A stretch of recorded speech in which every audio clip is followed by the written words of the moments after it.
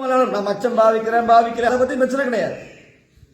ருத்ராட்சம் எல்லாரும் அணியணும், தீட்சை எல்லாரும் பெறணும்.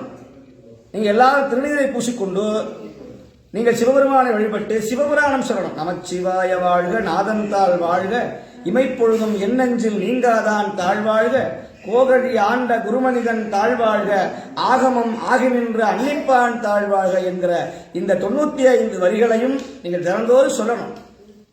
அப்படி சொன்னால் குடும்பத்தில் நிறைய மாற்றங்கள் வரும்.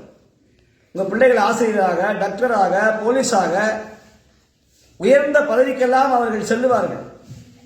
இல்லைன்னு சொன்னால் இந்த பகுதியில் இருந்து இப்படியே கஷ்டப்பட்டு கொண்டிருக்க வேண்டியது. அப்போ கல்வியும் நம்முடைய ஞானமும் நிறைய பிள்ளைகள் வர்றதில்லை. ஏதோ சுவாமி பஜனை பாடுவாங்க, சக்கரை பொங்கல் தருவார்கள். இல்லை, அப்படி இல்லை. இப்படியெல்லாம் எந்த ஆதீனங்களோ, எந்த குருமார்களோ, எந்த பெரிய நிர்வாகி உள்ளவர்களோ யாரும் இங்கே வர்றதில்லை. இந்த மக்களை பார்க்கறதில்லை. இப்போ நாங்கள் பார்க்கறதுனால இந்த உலக சமுதாயம் உங்களை பார்க்கும். இப்படியெல்லாம் பிள்ளைகள், இப்படியெல்லாம் மக்கள் வாழுகிறார்களா? இதை யாருக்காவது போய் சேர்ந்து யாராவது நல்ல உள்ளம் படைத்தவர்கள் இந்த பிள்ளைகளுக்காக ஏதாவது உபகரணங்களையும் கல்விக்கான தேவையான உதவிகளையும் அவர்கள் செய்வார்கள் என்கிற ஒரு நம்பிக்கை தானே தவிர இதனால எங்களுக்கு எந்த பிரயோசனமும் கிடையாது.